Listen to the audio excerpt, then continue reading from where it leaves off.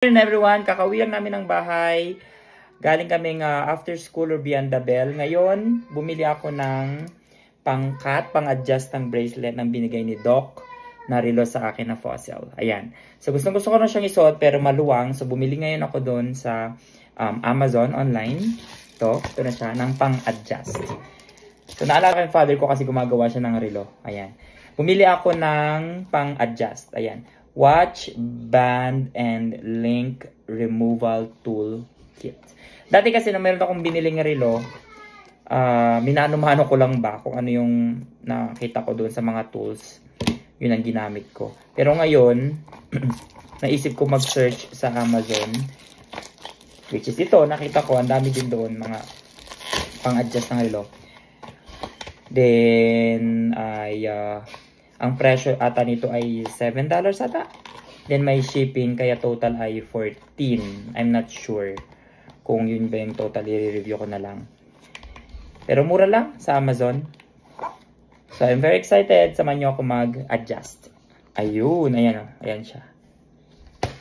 Ginagawa ko na to dati sa Philip Pangasinan kasi naggagawa ng relo yung father ko. So ako noon nakikisama-sama. Ayan. Una ang tatanggalin. So, siguro dalawa ang tatanggalin ko muna. Yun. Ang bilis lang. Hindi magagasgas yung relo mo. Ayan. Ayan. Ayan. Kabit ko yung isa. Doon naman tayo sa kabila. Sana mayroon ng ganito dati nung tinutulungan ko yung father ko para mas madali magtanggal ng ano. Mano-mano din kasi nun eh. Pero may mga tools siya na ginagamit. Hindi lang ganito kadali. May ano mo na lang.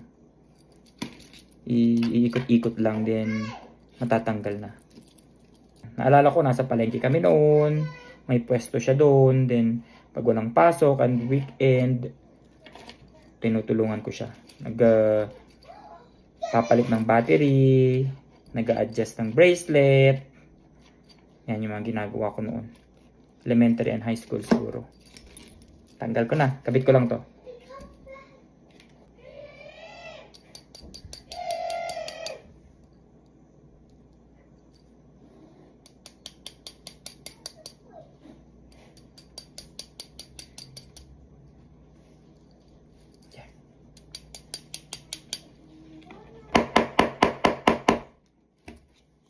Fixing it?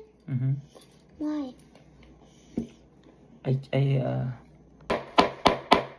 There, tapos ko na siya.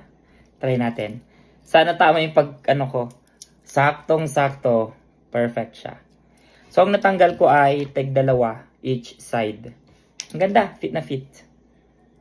O, diba? Ngayon, magagamit ko na. Again, thank you, Doc. Masusuot ko na ito. Fossil.